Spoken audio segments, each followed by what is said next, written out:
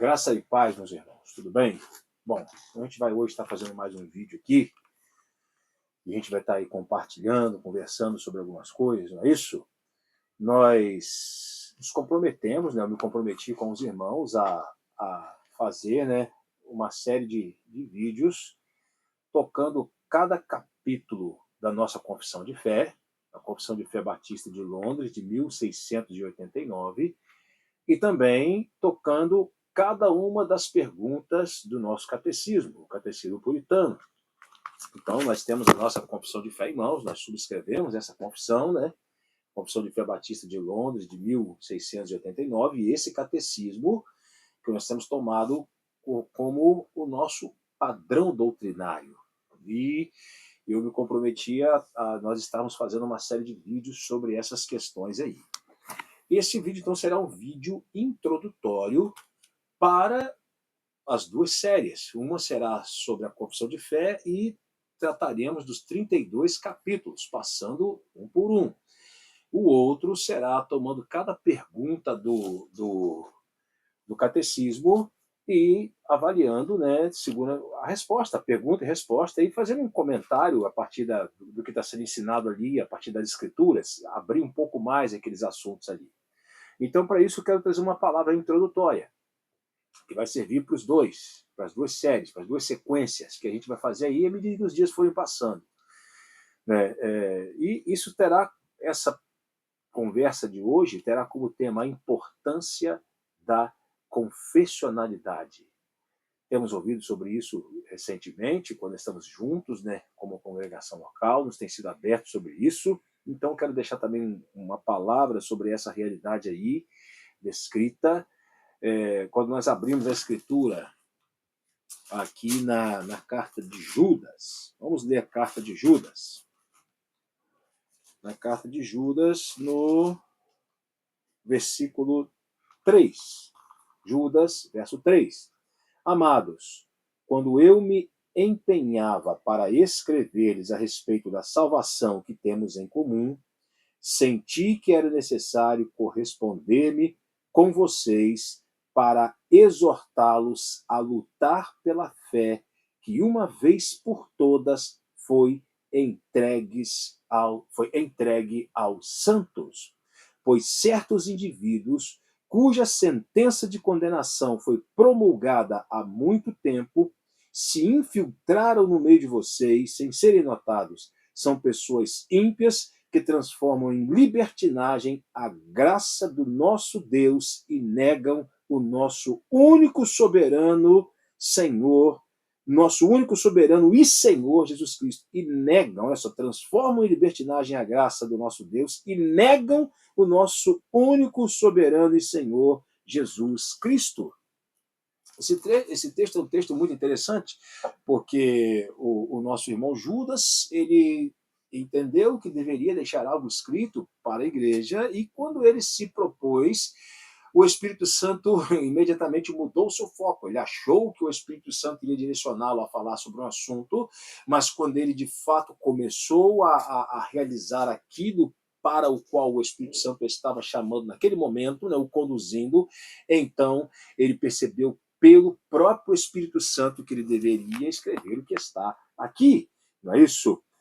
A necessidade de exortar aqueles irmãos a lutar pela fé que uma vez por todas foi entregue aos santos. Nós já ouvimos muito falar da realidade da batalha espiritual, da guerra espiritual, e muito se foi falado sobre isso, não é isso? Mas eu gostaria de destacar um ponto aqui, que talvez, né, o nível mais elevado, mais intenso, mais sangrento de batalha espiritual esteja relacionado exatamente a essa questão de conceitos. Como é que pode? Doutrinas. É óbvio, é a batalha pela mente. A batalha pela mente é algo que é constante. Não haverá um segundo de nossa existência nesse mundo em que Satanás não tentará atacar a nossa mente com... Mas ele ataca a mente como? Com palavras, com conceitos, com pensamentos. E atacando a nossa mente, ele ataca também o nosso espírito. espírito, ele ataca o nosso íntimo, ele ataca o nosso coração, ele ataca todo o nosso ser, é óbvio. Mas essa batalha em relação a doutrinas, eu digo que eu usei a palavra conceito, né? Por quê? Porque nós entendemos que as doutrinas, a sã doutrina e todos os aspectos que a compõem, que nós chamamos no vocabulário teológico de doutrinas, mas é a sã doutrina, a Escritura como um todo o seu ensino que flui da Escritura, em todas as áreas, em todos os seus aspectos, a sã doutrina trata de uma realidade espiritual. Então, aquilo que chamamos de doutrinas, elas compõem uma realidade de natureza puramente espiritual. É algo concreto, é algo real, é muito mais do que um conceito. Já falamos sobre isso. Então, quando nós falamos, por exemplo, de salvação, existe todo um conceito relacionado a isso. A pessoa é salva pela graça, por meio da fé no Senhor Jesus Cristo. A pessoa crê que Jesus morreu na cruz em seu lugar, pagando o preço dos seus pecados, satisfazendo a justiça de Deus em relação aos seus pecados. Ela crê que Jesus ressuscitou dentre os mortos e ela então entrega-se por completo ao Senhor e sela uma aliança com o Senhor através da pessoa e da obra do Senhor Jesus Cristo. Estamos resumindo a realidade da doutrina da salvação aqui, lógico que há outros aspectos. Mas, por exemplo, reparem que tudo isso que nós falamos são ao mesmo tempo, essas realidades são ao mesmo tempo conceitos, mas também são realidade espiritual. Há um conceito que envolve a morte do Senhor Jesus Cristo na cruz, mas a morte do Senhor Jesus Cristo na cruz é uma realidade concreta. Ele, de fato, historicamente se entregou na cruz, morreu e ressuscitou. Isso é uma realidade eterna, uma realidade espiritual concreta de natureza eterna, mas há um conceito para expressar essa verdade. Os irmãos estão entendendo? Há um conceito para que o nosso intelecto possa apreender, compreender, absorver essa verdade e isso então ser gravado em nossa identidade, em nosso espírito. Então, se Satanás consegue subverter o conceito, ou seja, o entendimento correto da doutrina, ele nos causaria um prejuízo gigantesco na hora de nós entendermos e recebermos essa realidade espiritual como parte da nossa identidade.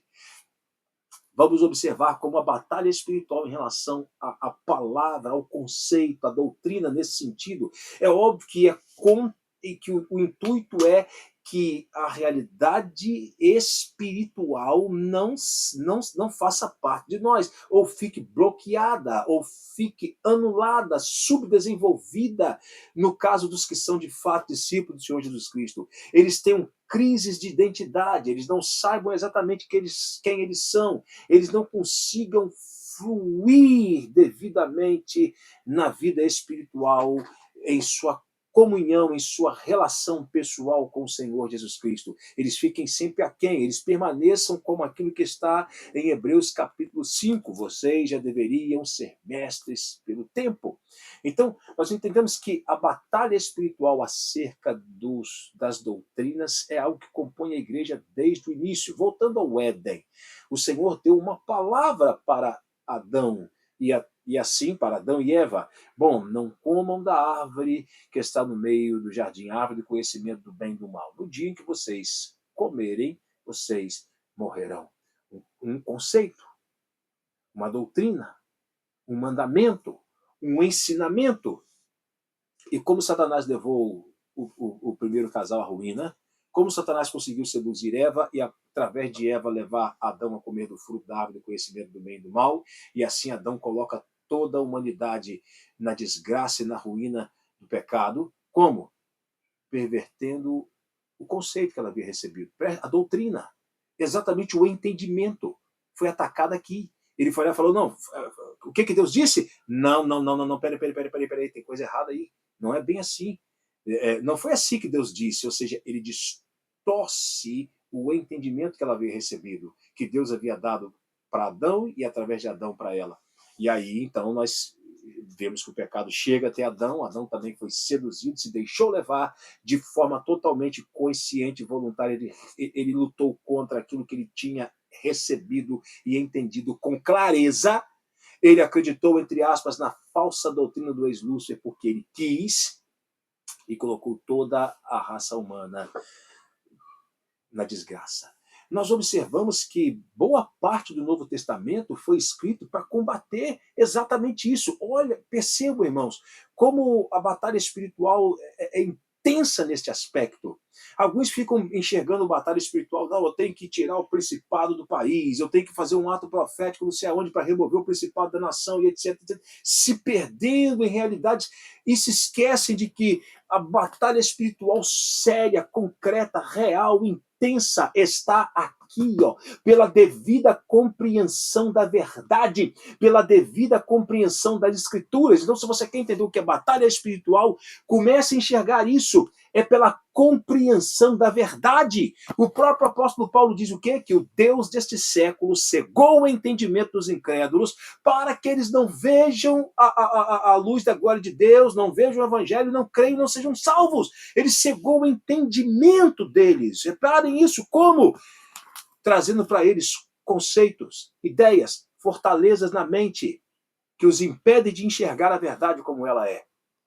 Eu disse que o Novo Testamento, boa parte dele foi escrito para isso. Observem, por exemplo, por que a carta aos Gálatas foi escrita. O apóstolo Paulo estava combatendo o quê? Falsos mestres que estavam introduzindo no ambiente da igreja heresias destrutivas, tentando levar os crentes de volta ao judaísmo, a observar preceitos da religião judaica, sem os quais eles não seriam salvos. Eles deveriam acrescentar a realidade, os conceitos da religião judaica com a fé no Senhor Jesus Cristo, porque só a fé em Jesus não os salvaria, então eles dependeriam de determinados aspectos da lei. Em outro momento a gente conversa melhor sobre isso. Conceitos, doutrinas, falsas doutrinas. Observe, por exemplo, que o apóstolo Pedro, ele fala aqui na sua segunda carta do apóstolo Pedro, quando ele fala dos falsos mestres, isso aqui é uma realidade de batalha espiritual intensa. Olha aqui, assim como surgiram falsos profetas no meio do povo, também haverá falsos mestres entre vocês. Também haverá, o Espírito Santo está afirmando, através do apóstolo Pedro, haverá falsos mestres entre vocês. Eles introduzirão heresias destruidoras, chegando a renegar o soberano Senhor que os resgatou, trazendo sobre si mesmos repentina destruição, negando o soberano Senhor que os resgatou, chegando a trazer sobre si mesmo repentina destruição, ou seja, eles introduzirão heresias destruidoras, ou seja, conceitos, mentira, engano, conceitos que não tem nada a ver com as escrituras, dentro do ambiente da igreja, que tem o poder de destruir. O apóstolo Paulo cita dois indivíduos aqui quando ele escreve para Timóteo. Deixa eu achar para vocês onde estão esses caras aqui. Quer ver? Um exemplo daquilo que o apóstolo Pedro diz. Aqui da segunda carta de Paulo a Timóteo, no capítulo 2. Relembre a todos essas coisas, dando testemunho solene diante de Deus, para que evitem brigas a respeito de palavras, pois isso não serve para nada, a não ser para prejudicar os ouvintes. Procure apresentar-se a Deus aprovado, como obreiro que não tem de que se envergonhar, que maneja bem a palavra da verdade. E evite igualmente os falatórios inúteis e profanos, pois os que se entregam a isso avançarão cada vez mais na impiedade. Além disso, a linguagem deles corrói como câncer. Entre esses estão Himeneu e Fileto, que se desviaram da verdade, dizendo que a ressurreição já aconteceu. Falsa doutrina, doutrina de demônios, conceito, doutrina. Ou seja, Satanás utilizando-se de indivíduos dentro do ambiente da igreja para soprar o engano, soprar a mentira, soprar o erro, a fim de confundir a mente dos crentes e assim trazer grande prejuízo à vida espiritual daqueles que compõem o corpo de Cristo. E então, pervertendo, e aí diz assim, continuando o texto, dizendo que a ressurreição já aconteceu e eles estão pervertendo a fé em alguns. Pervertendo a fé em alguns. Entretanto, o firme fundamento de Deus permanece, tendo esse selo, o Senhor conhece os que lhe pertencem, ou seja, os seus eleitos de fato não teriam sua fé pervertida. Mas como que a fé de alguns aqui estava sendo pervertida? Será que essa fé aqui, que tipo de fé é esse? Que tipo de crer é esse? A fé genuína? O que é isso aqui? Irmãos, a palavra fé pode ter vários aspectos no Novo Testamento, se referindo à substância de natureza espiritual que o Espírito Santo reparte conosco mediante a sua palavra. A fé vem pelo ouvir. A fé que o Senhor Jesus Cristo manifestou quando estava aqui entre nós, viveu entre nós. Essa fé que ele manifestou, que compõe a sua própria identidade, a identidade do Senhor Jesus Cristo, que compõe o próprio ser de Yahvé, o Espírito Santo imparte, infunde em nosso espírito. É substância de natureza espiritual, uma realidade espiritual concreta, que quando nós ouvimos a palavra de Deus, o Espírito Santo imprime, imparte, infunde, quando ele chama o eleito à salvação, mas ele também preserva à medida que nós caminhamos com o Senhor e ouvimos em sua palavra de forma contínua. Então, é um dos aspectos da palavra fé. A fé também representa o ato de crer. Porque o Espírito Santo me concede a fé como substância, então eu creio. Essa expressão, o ato de crer, também é chamado de fé. Vai, a tua fé te salvou, vai, o teu crer te salvou, porque esse crer é um crer que é resultado dessa fé que foi impartida pelo Espírito Santo no meu espírito, mediante a palavra escrita de Deus. Ouvindo Yahvé através de sua palavra. Eu ouço Yahvé através de sua palavra. O Espírito Santo imprime a fé no meu espírito, e então eu creio.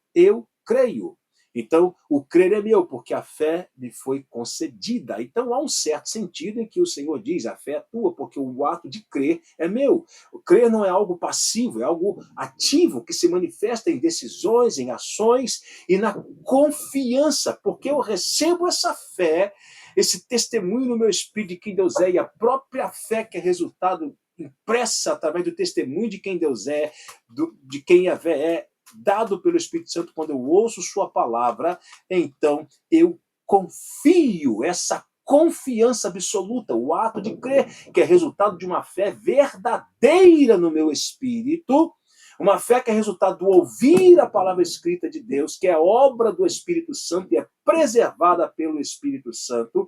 Eu confio absolutamente na pessoa e na obra do Senhor Jesus Cristo, em Yahvé, em suas promessas e também no poder do Espírito Santo, porque a fé que ele me deu está ali, então eu confio e creio, o ato de crer. Essa é uma manifestação da fé. A palavra fé também, no grego original, pode representar fidelidade, permanecer em fidelidade a Yahvé, mas também representa o conceito doutrinário e teológico em si.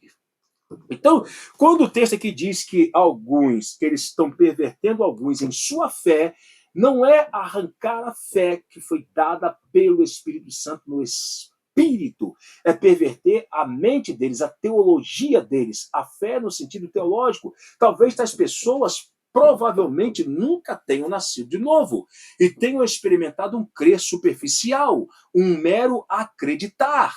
Não é isso? Não é se apropriar da verdade ou recebê-la em seu espírito pelo Espírito Santo.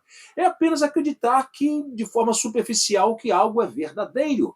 Recebem uma informação em seu intelecto, acreditam e recebem aquela informação em seu intelecto, se relacionam superficialmente com aquele conceito, mas quando um conceito que para eles é superior, ou que lhes traz mais vantagem, ou que lhes agrada mais, ou que lhes seduz mais, é apresentado, então eles abandonam rapidamente aquele conceito que eles haviam recebido e ficam com um novo conceito.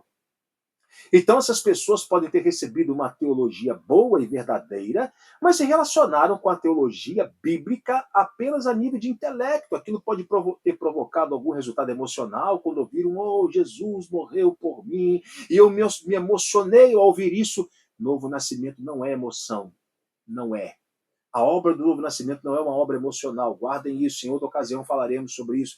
Então essas pessoas recebem a fé e têm um relacionamento emocional e intelectual com a doutrina bíblica, mas não um relacionamento de identidade. Nesses casos, a fé pode ser, sim, pervertida, porque não é a fé como um dom da graça de Deus impartido no Espírito, quando a pessoa ouve Deus em sua palavra e que resulta numa confiança inabalável, eterna, permanente, sustentada pelo Espírito Santo na pessoa e na obra do Senhor Jesus Cristo.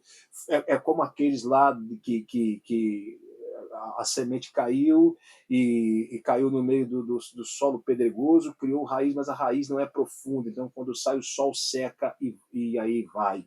Então, nesse caso, a fé de tais pessoas foi pervertida. Então, pessoas que nunca tiveram raiz em si mesmo, então, de fato, nunca foram de fato nascidas de novo, porque o que segue no contexto diz ali o quê? O Senhor conhece os que lhe pertencem. O fundamento permanece. O Senhor conhece os que lhe pertencem. É isso aí que o texto está dizendo aí. Vamos lá, continuando então, aqueles que são e que de uma questão da fé, uma fé verdadeira e que é evidenciada pela perseverança, tanto na doutrina correta quanto na comunhão, que é resultado da doutrina correta impressa na identidade daqueles que são do Senhor Jesus Cristo. O que isso tem a ver com ser confessional? Ser confessional é isso, irmãos. É exatamente estar apegado íntima e profundamente à sã doutrina. As confissões de fé representam o ensino sistematizado da sã doutrina, o ensino organizado da doutrina bíblica. O intuito de uma confissão de fé é que nós tenhamos clareza na compreensão das Escrituras e da sã doutrina. E a sã doutrina, então, é apresentada em tópicos nessas confissões de fé para facilitar o nosso entendimento. E nos catecismos, a sã doutrina é apresentada sob a forma de perguntas e respostas, também para facilitar a assimilação em nosso intelecto. E no sentido de que em nossa mente intelectual já haja uma vacina contra o erro, mas não é só entendimento intelectual, é de que nós possamos, através da palavra escrita, fazendo uma leitura correta e devida da palavra escrita, ouvirmos Yahvé e a sã doutrina fazer parte da nossa identidade. É para que tenhamos raiz bíblica e teológica e estejamos vacinados contra o erro. Não sejamos como meninos levados em roda por ventos de doutrina, como está na carta aos Efésios. A própria carta aos Efésios diz isso, que Deus levantou apóstolos, profetas, evangelistas, pastores e mestres, com vistas ao quê? Ao aperfeiçoamento dos santos, para que o corpo cresça, e aí o texto vai detalhando o crescimento do corpo, e ali, seguindo em Efésios 4, ele vai dizer o que? Para que não sejamos como meninos, levados aí, ó, só para um vento e você é levado. Agora, como que esses indivíduos ali, que são chamados de apóstolos, profetas, pastores, evangelistas, mestres, pregadores, seja lá que título, que nome se queira dar a esses que exercem essa função, pastores, vamos falar da nossa realidade, os pastores, como que eles fazem isso? Quando lemos as cartas de Paulo a Timóteo a título, a exigência, a ênfase é, primeiro, que eles sejam pessoas que tenham a sã doutrina em si, em sua identidade e em seu intelecto. E que a partir daí eles tenham chamado o dom da graça de Deus para ensinar. Paulo diz que ele tem que ser apto para o ensino, então ele tem que ter tanto a doutrina em si, na identidade e no intelecto, e ter também o dom do Espírito Santo, ou seja, a unção, podemos assim dizer, para abrir e ensinar a sã doutrina a partir da Escritura. Então, dessa forma, o Espírito Santo pastoreia a igreja e os crentes são edificados e alicerçados em Cristo e são preservados de seguirem os ventos de doutrina. Mas e os falsos? E aqueles que têm um relacionamento meramente intelectual? Isso será manifesto. Quando os ventos passam, eles são levados. E aí acontece o que está aqui em 2 Timóteo 2, verso 18, semelhante ao que ocorreu com Himeneu e Fileto, e através deles com esses indivíduos aqui, dizendo que a ressurreição já aconteceu, se desviaram da verdade, estão pervertendo alguns em sua fé doutrinária, teológica e em sua confiança superficial. O sentido que é esse, a fé doutrinária, teológica, eles receberam a doutrina correta, mas por não terem relacionamento devido com a verdade não está no seu íntimo, rapidamente esse crer superficial, um mero acreditar e uma informação intelectual foi pervertida quando uma doutrina falsa lhes foi apresentada. A doutrina essa que para eles deve ter sido muito mais interessante de se receber, muito mais emocionante e empolgante do que a sã doutrina. E para os que são fiéis e verdadeiros, o objetivo e a importância da confessionalidade, ou seja, de subscrevermos uma confissão de fé, um documento que expressa o que as Escrituras como um todo ensina sobre os mais variados aspectos da sã doutrina. Aqui são 32 capítulos, a nossa confissão de fé tem 32 capítulos. A sã doutrina é o todo, é tudo. E cada capítulo toca em um aspecto da sã doutrina. Nós usamos a palavra no plural, doutrinas, mas é a sã doutrina nos seus mais variados aspectos. Sobre as Sagradas Escrituras, capítulo 1, e aí segue capítulo 2, sobre Deus e a Santíssima Trindade, 3, sobre os decretos de Deus, 4, sobre a criação, e aí segue sobre a providência divina, sobre a queda do homem, o pecado e o castigo dele, sobre a aliança de Deus, sobre Cristo, o mediador, sobre o livre-arbítrio, sobre o chamado eficaz, sobre a justificação, sobre a adoção, sobre a santificação, sobre a fé salvífica, sobre o arrependimento para a vida e a salvação, sobre as boas obras, sobre a perseverança dos santos, sobre a segurança da graça e da salvação, sobre a lei de Deus, sobre o evangelho e a extensão de sua graça, sobre a liberdade cristã e a liberdade de consciência, sobre o culto religioso e o dia do Senhor, sobre os juramentos lícitos e os votos, sobre o magistrado civil, sobre o matrimônio, sobre a igreja, sobre a comunhão dos santos, sobre o batismo e a ceia do Senhor, sobre o batismo, sobre a ceia, sobre o estado do homem após a morte e a ressurreição, sobre o juízo final. 32 capítulos, 32 aspectos da sã doutrina, ou 32 doutrinas. Eu gosto muito de utilizar assim, aspectos da sã doutrina, mas também falar de doutrinas também não está errado, porque cada uma compõe um conceito que junto forma o todo. Então, um entendimento bíblico se faz extremamente útil, porque quando nós compreendemos a sã doutrina, esses mais variados aspectos da sã doutrina, quando nós temos uma compreensão clara e conseguimos fazer uma leitura bíblica, teológica, saudável, é muito mais fácil que a nossa mente esteja blindada contra o erro. É necessário isso. Vocês lembram do escudo da fé? Lá da armadura de Efésios 6? Os irmãos lembram do escudo da fé, da armadura de Efésios 6? Olha como essa questão teológica envolve a batalha espiritual. A batalha espiritual envolve a questão teológica.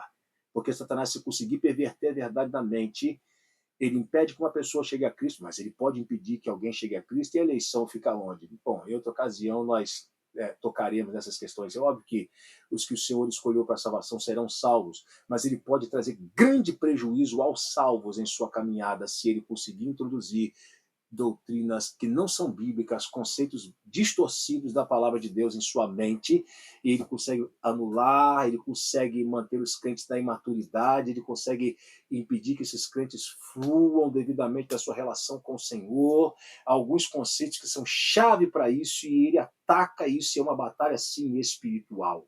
A batalha pelo entendimento doutrinário, teológico correto é de natureza puramente espiritual, uma luta direta contra o inferno, porque Satanás é chamado de pai da mentira. Olha aí, conceito, batalha por conceitos. E quem pensa em conceito apenas como conceito não vai captar, mas se você entende que representa a realidade espiritual, ou seja, o que de fato é por detrás do conceito, aí nós vamos captar a realidade do conflito espiritual que envolve as questões teológicas em si. Então, sim, é batalha intensa contra as trevas pela verdade.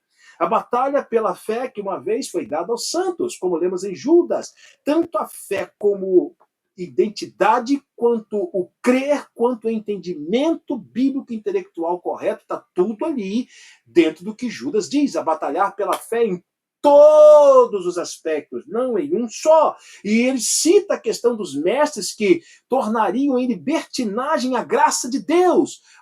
É lógico que a Bíblia tinha em vista os gnósticos, e você tinha dois tipos de gnosticismo.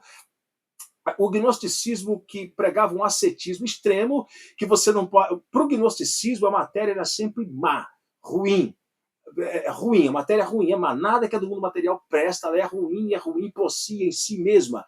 Então você deve ser extremamente ascético e fugir de tudo que esse mundo tem para oferecer, você fugir de qualquer tipo de deleite em coisas materiais.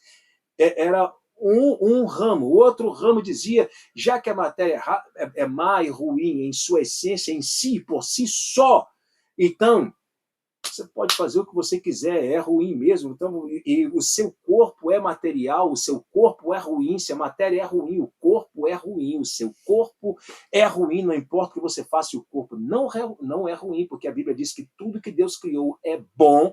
O corpo, o nosso ser, sofre os efeitos do pecado, mas em si, por si, não é ruim, porque tudo que Deus criou é bom em relação ao ser humano, tanto o aspecto espiritual e emocional do homem quanto o aspecto físico, Deus disse que é muito bom. Então, o nosso corpo não é ruim, tanto não é ruim que ele será revestido da glória de Deus por ocasião da volta do Senhor Jesus Cristo, onde não teremos mais um corpo que convive com os efeitos do pecado. Mas os gnósticos, eles então convertendo a graça de Deus em libertinagem, que é o que Judas diz. Já que o seu corpo é ruim, não tem nada que você possa fazer para refrear os impulsos da carne. É ruim mesmo, não vai mudar, não tem como isso. Viva à vontade. Você pode fornicar, você pode adulterar, você pode se embriagar, você pode extravasar na carne, extravasa mesmo, porque você não tem como vencer essas coisas. O corpo é ruim, é caído, é ruim em si, não é caído, é ruim em si, a matéria é ruim. Eles partem desse entendimento aí. Não convém agora entrar a fundo, é só para nós entendermos o conceito de transformar em libertinagem a graça de Deus. Vocês são salvos pela graça. Então, não importa o que vocês façam, vocês são salvos pela graça, então vocês podem se entregar à vontade, isso daí, isso não vai comprometer, Jesus morreu por vocês, vocês vão ser salvos e pronto, e acabou. Antinomianismo. A palavra antinomiano significa que é oposto, é a mesma coisa de anomia, é uma outra palavra que expressa um conceito semelhante, ser oposto à lei, ter uma conduta antinomiana, oposta à lei de Deus como provisão da graça de Deus para que nós vejamos quem nós somos e dependamos de Jesus, mas também para nortear a nossa vida. Senhor, me dá graça para viver de acordo com a tua lei, me dá graça para te agradar, para viver em obediência. Então, um tipo de doutrina que levava os crentes a entenderem que porque eles são salvos pela graça, então você pode viver como você quer. Alguns acusam a perseverança dos santos de ensinar isso, mas isso é falso, isso é demoníaco. A perseverança dos santos não ensina nada disso. Eu já fiz um vídeo falando da perseverança dos santos e vou voltar a falar. Irmãos, eu amo a doutrina bíblica da perseverança dos santos. Eu sou apaixonado por essa doutrina, eu aposto a minha vida nela, para falar a verdade para vocês. Eu aposto tudo na doutrina da perseverança dos santos e acredito que é uma revelação bíblica sólida, para os eleitos de Deus, para o deleite deles em Yahvé, para a alegria deles em Yahvé, para que eles sejam plenos, cheios de alegria, cheios do Espírito Santo, não com uma doutrina que promova a libertinagem. Mas eu não sei se o foco dos gnósticos lá era perseverança, não sei. Eu sei que era uma doutrina de graça que pervertia a fé. Olha aí a batalha espiritual de natureza teológica. Eles pegavam um ponto, a graça de Deus, era uma mistura de o gnosticismo do primeiro século com o qual os apóstolos tiveram que lidar, era um gnosticismo em forma embrionária, que lidava com traços da religião judaica e também com o paganismo daquela região ali, daquele tempo, daquele contexto, as religiões pagãs do mundo greco-romano, e misturavam isso à mensagem do evangelho, porque se não fosse misturada a mensagem do evangelho, Satanás não conseguiria contaminar e introduzir esse sopro de demônios para dentro dentro da igreja. Então, era uma mistura de a graça que salva, mas também desses aspectos aí, de que, não, peraí, se entrega mesmo, está tranquilo, está tudo certo, não tem problema não, a matéria ruim não vai vencer, você não vai vencer o pecado nunca, não tem jeito. Era mais ou menos aí, eu estou tentando falar de forma didática, sem pensar mais em termos, mas de forma que nós possamos compreender, como se fosse dos nossos dias, como aqueles gnósticos falariam se eles estivessem nos nossos dias. É uma mensagem de salvação pela graça, mas que você pode fazer como você quiser, a matéria é ruim, você não vai vencer o poder do pecado, o pecado já foi vencido por Jesus. Eu estou traduzindo, colocando como se fosse para nós hoje. Jesus, então peca à vontade, porque já era, você já foi salvo, já foi justificado, já foi declarado justo, você vai para o céu, acabou, pode pecar, peca, viva à vontade em relação a isso, tá tranquilo, tá tudo certo, não tem, o pecado já foi vencido, olha a mentira, olha o engano, tudo isso é verdade, o pecado já foi vencido, já, Jesus já resolveu o problema do pecado, já, mas eu posso viver como eu quero, o que a Escritura diz? O pecado não terá domínio sobre nós, considerai-vos mortos para o pecado e vivos para Deus. Não é o que está em Romanos capítulo 6? E aí? E poderíamos citar vários outros lugares. O que o apóstolo João diz, que também lutou contra o mesmo problema de heresias, de mestres que introduziram conceitos gnósticos para dentro do ambiente da igreja. O que o apóstolo João diz ali? O que ele diz? Bom, aquele que é nascido de Deus não permanece na prática do pecado. E aquele texto clássico que fala da apostasia, Hebreus capítulo 10, a partir do verso 26, dependendo da versão que você tomar, a tradução está muito interessante. Deixa eu ler para vocês como está aqui na NAA. Hebreus capítulo 10, verso 26, porque se continuarmos a pecar de propósito, depois de termos recebido o conhecimento da verdade, já não resta sacrifício pelos pecados. Só uma observação, se continuarmos a pecar de propósito, depois de termos recebido o conhecimento da verdade, alguém que recebeu o conhecimento da verdade e foi verdadeiramente transformado pelo Espírito Santo, teve a sua identidade transformada, vai continuar pecando de propósito? Então, se alguém recebeu o conhecimento da verdade e continua pecando de propósito, é um indício de que essa pessoa nunca foi salva. É um indício de que é aquele tipo de fé falsa que nós comentamos lá quando passamos agora há pouco por 1 Timóteo, 2 Timóteo capítulo 2, tratando de Himeneu e Fileto e daqueles que eles perverteram a fé. Se alguém de fato nasceu de novo em Cristo, pelo segundo, colocando as escrituras lado a lado, a escritura interpreta a si mesma, a Bíblia interpreta a si mesma, a regra áurea da hermenêutica, a Bíblia interpreta a si mesma. O apóstolo João diz que aquele que é nascido de Deus não peca, não permanece na prática do pecado.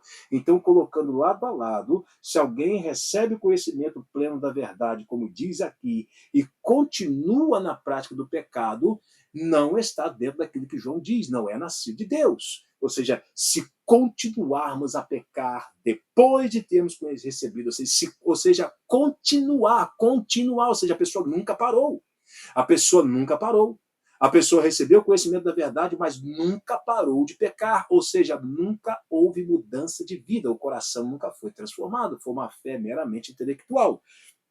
Mas quando estivermos tratando da questão da apostasia, da perseverança dos santos, do que esse texto aqui e outros teriam a nos informar sobre esse aspecto, eu volto a falar sobre isso para avaliarmos o contexto todo aqui de Hebreus capítulo 10, não é isso? E tudo que está aqui, até o final, né? Porque o meu justo viverá pela fé. E, se retroceder, uma situação hipotética, dele a minha alma não se agradará. Nós, porém, não somos dos que retrocedem para a perdição, mas somos da fé para a preservação da alma. Ou seja, os que são de fato justos, aos que são justos aos seus próprios olhos. Mas os que são de fato justos são justos pela fé. É a justiça que vem da fé. Então, esses que são da fé, que são de fato os justos, o meu justo viverá pela fé. E então, no verso 33, nós não somos dos que retrocedem para a perdição, mas somos da fé. Ou seja, a evidência de que alguém de fato é justo é não retroceder. Porque está claro, os que são da fé não retrocedem. Então a sua alma é preservada. Então, esse texto aqui não está falando de pleno de salvação, como alguns dizem. Está dizendo o contrário, que os que são da fé, de fato, nós, porém, que não somos os que retrocedem para a perdição, mas somos da fé, mas só é justo quem é da fé. Então a evidência de que alguém é da fé, ou seja, de que alguém é justo, não somos dos que retrocedem. Os que retrocedem aparentemente apresentaram em algum momento algumas evidências externas de que poderiam ser justos e consideraram-se justos, ou foram considerados justos pelos demais pela aparência exterior, mas na essência não eram da fé, tanto que retrocederam. Tá ok, só uma breve consideração aí, já que eu toquei na questão da perseverança dos santos, então fiz essa breve consideração dessas porções aí. Mas vamos voltar aqui ao texto. A batalha espiritual é uma batalha teológica, irmãos. Eu gostei de tocar na perseverança dos santos, porque para mim esse é um ponto que, se nós não tivermos uma compreensão bíblica disso, nós jamais teremos certeza plena da nossa salvação e jamais experimentaremos de forma plena o deleite de podermos abrir os nossos lábios e proclamar para o Senhor, nos gloriando nele, não em nós, e dando glória a ele, Senhor, eu sou salvo. Jesus Cristo me salvou. Eu só posso falar isso a plenos pulmões, eu só posso falar isso com alegria plena em meu coração, só posso dar um brado de glória diante do céu se eu puder virar para falar Yahvé, para falar, Senhor, Jesus Cristo me salvou e não há nada nem ninguém que possa roubar isso de mim, nem eu mesmo. Porque se ele me salvou, ele é que me preserva. Então, irmãos, a certeza da salvação, o deleite extremo pela salvação em Cristo e o desenvolvimento da identidade dos irmãos depende disso. Ele é seriamente comprometido se eu acredito que eu posso perder minha salvação. Se eu não acredito na perseverança incondicional dos santos, não estou dizendo que quem não crê na perseverança incondicional dos santos não é salvo. Não é isso. Há cristãos genuínos que não compreendem essa doutrina e sofrem grave crises severas em sua fé por causa disso. O nosso irmão Kendall dá vários exemplos disso. Eu não lembro em qual livro dele, eu acho que foi no Once Saved, Always Saved, aquele Uma Vez Salvo, Salvo para Sempre. Eu não lembro qual foi que ele dá o exemplo de uma tia dele que já idosa, e estava. Se os irmãos leram esse livro e foi nele, vocês vão confirmar. Se não foi desse livro, foi algum outro livro dele que eu não lembro qual é agora. Mas eu lembro da história, ou se eu li, ou ouvi ele, porque às vezes eu gosto de parar, eu acompanho o irmão Kendall pelo canal dele no YouTube, então eu gosto de ver algumas ministrações dele, né? Gosto de ver, parar para ouvir. E não lembro se foi alguma pregação dele que ele citou isso, ou se foi algum livro, não lembro agora. Mas o que ele disse foi o seguinte, que uma tia dele, já idosa, perto de morrer já nos seus últimos dias, aqui, e ele foi visitá-la, e ela em crise profunda. Ela em crise profunda, e ela confessa para ele que a crise dela, porque ela achava que ela tinha perdido a salvação. Ela achava porque ela havia pecado e falhado em algumas coisas na sua caminhada com o Senhor, ela achava que ela havia perdido a salvação. E aí o irmão Kendall dá o testemunho de que ele abriu para ela e expôs para ela a realidade bíblica da perseverança incondicional dos santos, de que se ela foi salva, ninguém poderia roubar isso dela, porque foi o Senhor quem a salvou e ele mesmo é quem a guardaria. Então ele disse que a partir dali, o deleite dela do Senhor foi incomparável em relação ao que era. Ele disse que isso foi libertação para ela, o que ela passou a expressar dali. Então ela terminou os dias dela, pouco tempo depois disso ela foi chamada para a casa do pai, e ele disse que ela terminou os dias dela vivendo um nível de deleite do Senhor que ela nunca viveu antes, porque ela vivia atormentada com a possibilidade de perder sua salvação ou de ter perdido. Mas quando naquele momento ela entendeu isso, e o Senhor usou o irmão Kendall para isso, ela viveu nos poucos dias que ela teve dali em diante um deleite do Senhor. E isso ele dá esse testemunho, porque ela deu para ele esse testemunho que ela nunca viveu antes disso. Então, para o nosso deleite, agrado e comunhão no Senhor, nós precisamos compreender a perseverança dos santos. É uma batalha espiritual sentença de Satanás. Tentar fazer você, meu irmão, minha irmã, duvidar da sua salvação e achar que você pode perdê-la. Se você pode perder a sua salvação, foi porque não foi você, foi porque você a conquistou. Você não recebeu de Jesus. Se você recebeu ela de Jesus, ninguém pode tomá-la de você, porque Ele mesmo é quem guarda você e a sua vida. A salvação é algo que Jesus te dá e Ele não toma de volta. Porque os dons e a vocação de Deus são sem arrependimento, como está lá na carta aos Romanos, capítulo 11.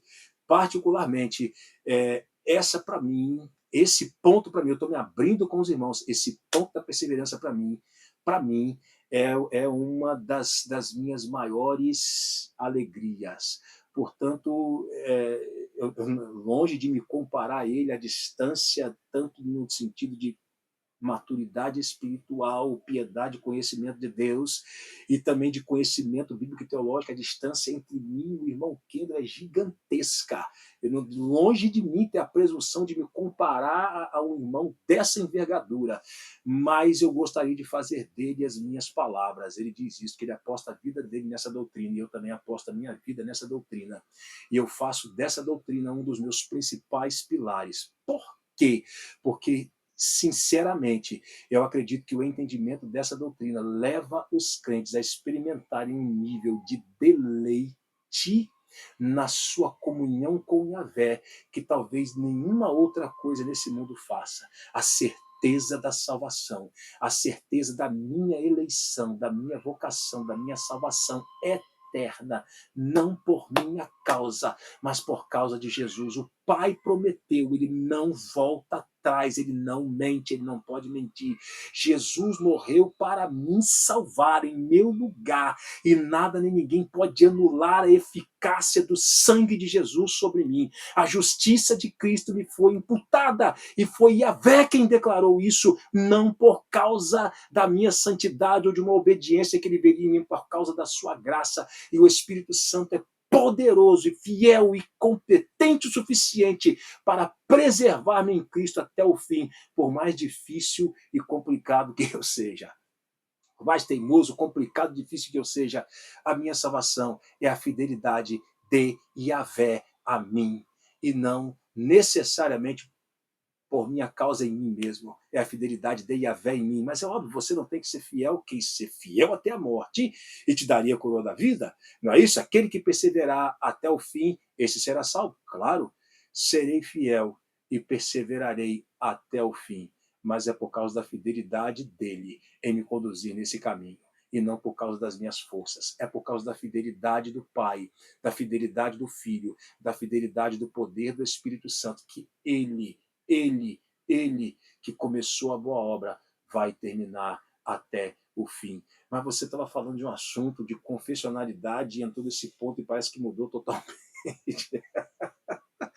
Bom, irmãos, eu entrei para dar exemplo de batalhas, de uma batalha espiritual que a Escritura apresenta, né, no primeiro século, em relação ao gnosticismo e os falsos mestres que estavam ali ensinando uma graça barata, uma graça, me perdoem a expressão, porque não é a graça de Yahvé, então uma graça vagabunda, é um termo forte, mas essa não é a graça de Yahvé, que permite as pessoas viver como elas querem e ainda assim, porque a matéria era má. Então, entrei para demonstrar o exemplo da batalha teológica, a batalha espiritual de natureza teológica, como algo intenso e real e que precisa ser levado a sério. Então, toquei nesse ponto, e daí tocamos na questão da perseverança da salvação, da perseverança dos santos, que é muito mal compreendida. Alguns dizem que se uma vez salvo, salvo para sempre, então posso fazer o que eu quero, que eu vou ser salvo, e de forma alguma esse é o ensino da Escritura, é o contrário que a Escritura ensina. Então, tocamos nesse ponto porque passamos por aí, mas talvez isso tenha sido necessário, e se isso for instrumento da graça de Deus para nos trazer alegria, conforto, consolo nesse tempo, amém, glória a Deus. Então, irmãos, é importante termos raiz, a confessionalidade é importante para isso. Eu falei do escudo da fé, deixa eu botar o escudo da fé, o escudo da fé, a batalha espiritual, o escudo da fé, prestem atenção nisso para a gente fechar o nosso raciocínio. O escudo da fé com o qual podeis apagar todos os dardos inflamados do maligno. Essa fé é o quê? É a fé como parte da minha identidade.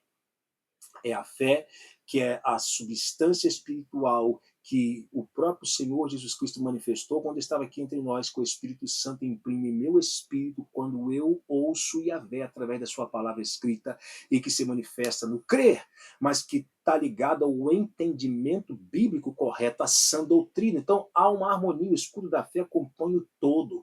A fé como identidade, mas a fé como compreensão teológica, bíblica teológica sadia, correta, a compreensão correta, e essa devida compreensão que me estabelece uma conexão com a realidade espiritual do meu íntimo, e o meu crer, a minha confiança se manifesta de forma inabalável, eu manifesto o meu crer, a minha confiança e a minha fidelidade a Yahvé, e isso apaga os dardos inflamados do maligno. Então é a fé como um todo, em todo o seu escopo, e não há como ter a fé em todo o seu escopo sem a doutrina correta, sem a teologia bíblica correta, sem a teologia bíblica sólida. Eu não tenho como vencer os dardos inflamados do maligno. Não é o conceito que vence, é o todo, mas não há o todo sem o conceito. Vocês estão entendendo onde eu estou querendo chegar? Está ficando clara a conexão entre o escudo da fé, a batalha espiritual por conceitos e a realidade que essa fé é uma fé viva, que flui da identidade, mas precisa o entendimento bíblico doutrinário correto. A fé, eu ouço Deus em sua palavra, a doutrina correta é a palavra escrita, fluindo. Eu ouço Yahvé, ele imprime e sustenta a fé no meu espírito, no meu íntimo, no âmago do meu ser, na minha identidade, e eu manifesto isso no meu crer. Isso é um escudo que vence todos os dardos inflamados do maligno, todos os ataques, que sejam ataques teológicos, sejam ataques, setas que afetam minhas emoções, sejam, independente de que natureza forem esses ataques. Essa fé depende do entendimento bíblico e teológico correto. Esse escudo da fé depende do entendimento bíblico e teológico correto. Não é só isso, não é só, é o todo, mas depende. Vocês estão entendendo? Então, irmãos, a confessionalidade, você está alicerçado, apoiado, firmes numa representação da sã doutrina, numa representação sólida, correta, coerente, ortodoxa, usando a palavra do texto bíblico, é fundamental para nós, para a igreja. Por isso, a expressão confessionalidade, se for usada da forma devida, representa isso. Então, ser confessional não é ser um fariseu. Se devidamente compreendida a expressão, representa isso. Ter uma fé firme, sólida, que flui da Escritura. E a sã doutrina nos é apresentada em seus mais variados aspectos. Dessa forma aqui. É dessa forma que nós, pelo Espírito Santo, através da sua palavra, entendemos a sã doutrina em seus mais variados aspectos e áreas. E o Espírito Santo usa isso para que o nosso crer seja autêntico. E nós estejamos embraçando o escudo da fé e, ao mesmo tempo, a espada do Espírito também, e assim toda a armadura de Deus. Amém?